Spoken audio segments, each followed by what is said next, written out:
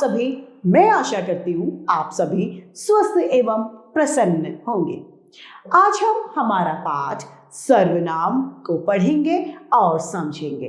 तो आइए इस पाठ को प्रारंभ करते हैं। यह है हमारा पाठ आज सर्वनाम यानी प्रोनाउन।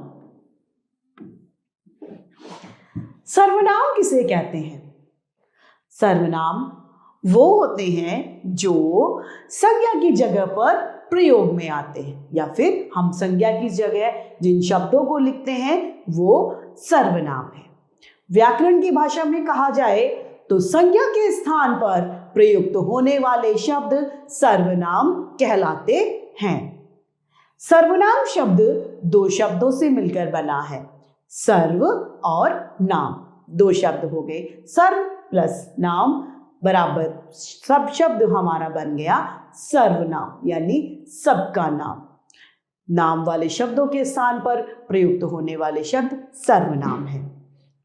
आइए, राम एक डॉक्टर है, वह मरीजों की देखभाल करता है। मोहन व सोहन मैदान में खेल रहे हैं, वे गेंद खेल रहे हैं। यहां पर राम की जगह पर वह आया और यहां सोहन और मोहन की जगह पर वे आया, तो वह और वे शब्द जो है वह सर्वनाम शब्द है।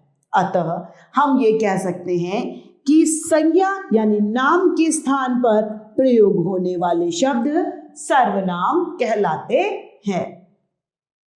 वे शब्द जो संज्ञा की जगह लिखे जाते हैं वो सर्वनाम होते हैं। अब यहां पर कुछ उदाहरण दिए हैं। वे खेल रहे हैं, मैं खाना बना रही हूं, वह खेल रहा है, हम सब मुंबई जाएंगे। सर्वनाम शब्दों का प्रयोग एकवचन व बहुवचन में भी होता है। वह एक वचन में भी हो सकता है और एक से ज्यादा के लिए भी हो सकता है। अब एक वचन में कौन कौन से सर्वनाम शब्द आते हैं?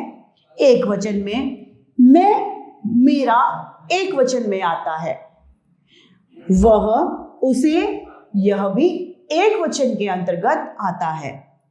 यह और इसे, यह शब्द भी सर्वनाम शब्द है और एक वचन में प्रयुक्त में होते हैं। हम बहुवचन शब्द है,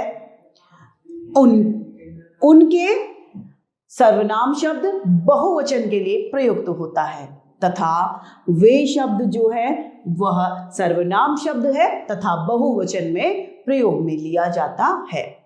तो इस तरीके से हमारा यह पाठ सर्वनाम समाप्त होता है। आइए संक्षेप में इस पाठ को दोहराते हैं।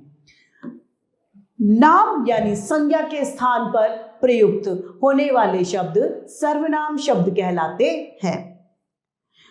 मैं, हम, वह, इसका, उनका आदि सर्वनाम शब्द है।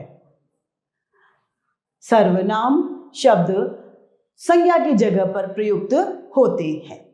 तो इस तरीके से हमारा यह पाठ सर्वनाम यानी प्रोनाउन समाप्त होता है। मैं आशा करती हूँ आप सभी लोगों को यह पाठ भली भांति रूप से समझ में आया होगा। आज के लिए इतना ही, फिर मिलते हैं। धन्यवाद।